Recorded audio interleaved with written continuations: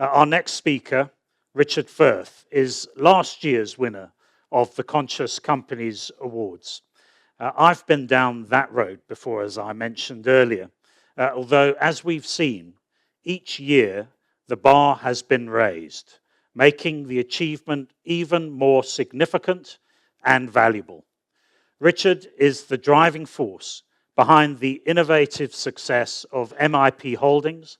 Please welcome the winner of the Conscious Companies Awards 2024, Chairman and CEO at MIP Holdings, Richard Firth.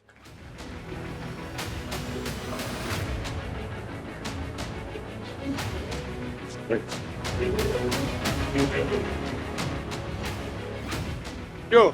Thank you very much. I'm humbled to stand here today, obviously, with all these great people in the room.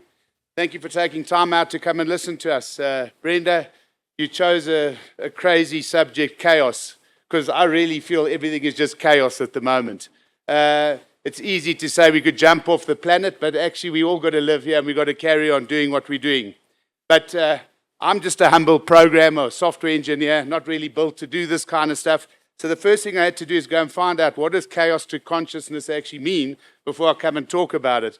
And anyway, so I went to look at this 500-year-old Eckhart Tolle to only realize, well, he's still alive. What a great statement, trying to move things from chaos to consciousness. But he had 6 themes that I had to look at. Number 1, listening, a powerful practice when faced with difficult opinions. Number 2, overcoming fear, understanding and mitigating its harmful effects. I highlight that. Transcendence, moving beyond the mind's incessant clutter or chatter. Detachment, practicing non-attachment to outcomes. Gratitude, cultivating appreciation in daily life. And then finally, forgiveness, finding freedom from past grievances. And then I saw that psychologists like Viktor Frankl, who was mentioned earlier on, and Abraham Maslow, said the highest levels of psychological development is where individuals transcend their own needs to achieve a greater sense of fulfillment. And so I was really humbled when MIP won the award last year. I wasn't here. I was talking at a conference in Prague, and we had a great time. I actually posted a picture at one of those crazy camera booths with funny hats on, and we found the movie award, little plastic movie award thing, and we posted that picture. I think people must think conscious companies are crazy if that's what the celebration looked like. But in talking to Brenda, she said, well, could I just relay, we won the award in October, and we actually land up having some chaos in November. And when Brenda asked me to say a few words, she said, but maybe I can just relay how we dealt with the chaos. So if you don't mind, I'm going to be honest. About 5 years ago, MIP partnered with Sanlam, specifically for Sanlam to use MIP's policy administration platform to deliver the life administration services for Capitec Bank. 2 Goliaths in the South African business sector. The systems catered for setting up life products, adding new policies, collecting contributions, and paying out claims. And wow, what an amazing period it was. Capitec grew from 0 to 3 million policies. We literally went from 0 to hero. They disrupted the insurance industry in South Africa. And today, they are the largest single funeral supplier of policies in 4 short years. But unbeknown to us, you're flying high, you're winning awards, it's fantastic. Capitec internally had made their own commitments to their stakeholders that they wanted to do everything in-house. So they used partners to execute, but then they would bring things in-house and extract value. Disappointingly for us, they did not approach a South African technology provider, but rather used a US-based system for their in-house administration platform, which is completely within their rights. Capitec stopped using our services on the 1st of November, and it was crazy because we were here and suddenly we were hit with this, wow, our biggest growing piece of our business, a lot of our technologists sitting in that area, a lot of our team members, what do we do? Confusion, 2 months after winning the Conscious Company Awards. So we sat down, we lost our single largest scheme. The impact on MIP and our team was fundamental. So I had to go to the board and deliver the bad news. And remember, we're not a listed company. We're not governed by all of those things. We're a private company. We have private people who sit on our board. We've got private people who've invested in us. So it's a tough thing. After 30 years of growing and success, we had this huge, chaotic situation. So I went to the board, and normally when you deliver bad news as the CEO or the chairman, CEO role there, you've got to tell them what the answer is. What are we going to do? And as you guys know, normally what are the risk mitigation measures as a percentage of our cost base? We'd need to cut 10% of our expenses. 80% of tech companies' expenses is what? Salaries. So that naturally would just mean, well, you need to retrench. How do we protect the bottom line? How do we limit impact on margin? Just these words, cut in one's mind. So, I see my role inside MIP, chairman, CEO, but also team member, staff member, right? I have 3 core responsibilities. I have a responsibility to my team, I have a responsibility to my customers, and I have a responsibility to my shareholders. So each one of those have to be balanced. And in such a way, even our 600 staff members, this idea of a union, trade union, does that really help a company? Reading the news just yesterday, the rail union wants to go and strike. They're in absolute chaos right now. It's the worst possible thing those employees could do. But the union decides not in line with what's in their best interest and the company's best interest, but a completely different thing. The last time I saw that, was a few months before SAA went belly up.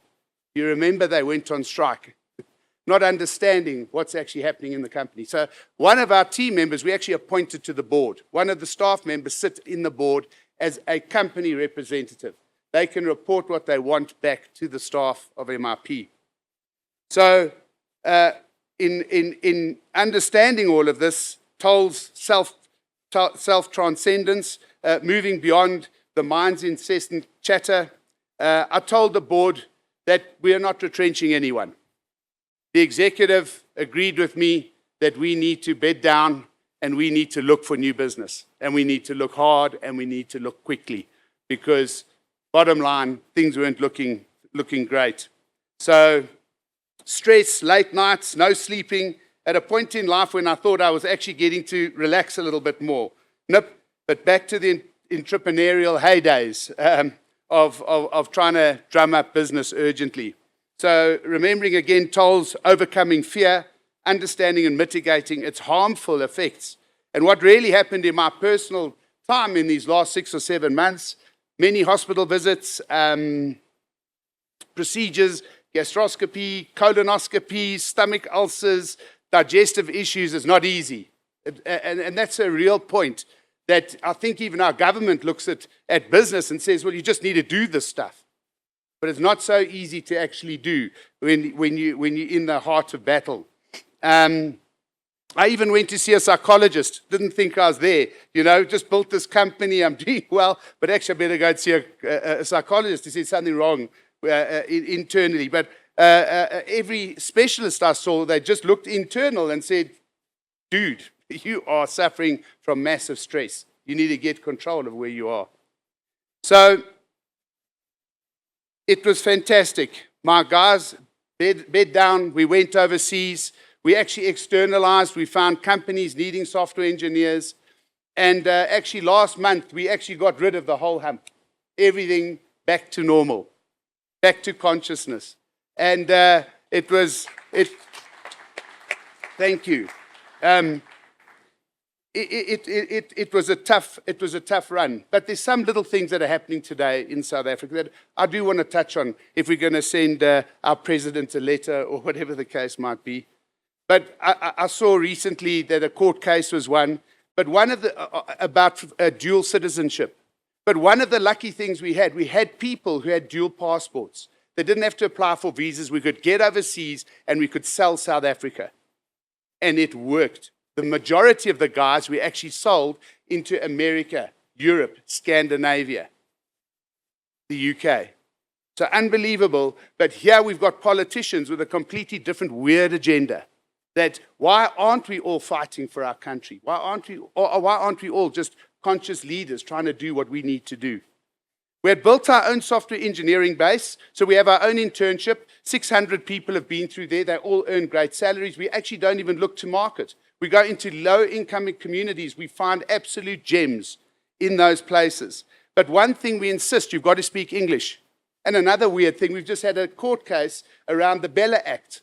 A different political party or different set of people trying to debate, well, we need all these languages. But in my world, in this new world of technology, of AI, English is what you program in. English is where it's all happening. 99.9% of all code is in English. And if you're writing a business system, you better understand English pretty well, because you've got to put the logic of English into that computer system so it makes you billions of rands in the forthcoming period. Another key element, we had to reduce pressure by not needing triple B double E. We could go and sell the people anywhere and quickly. And I wrote an article not so long ago in the press. Please, government, if we've been at triple B double E level 1 over 3 years, leave us alone. Let us carry on. Let us move. But I believe that it really is like driving a car with a handbrake on. And I understand the consciousness of needing to be a level 1. And if you are, well, why not let the companies free? So we've built a new future, a new purpose in our company, and lots of growth outside of South Africa. It is possible to achieve the same growth inside our country. We just need every politician to live Toll's 6 themes, I believe. And what great themes they are, Brenda. Maybe we can get back to that old saying, we as South Africa just want to be that great rainbow nation again. Thank you very much. Rich, thank you.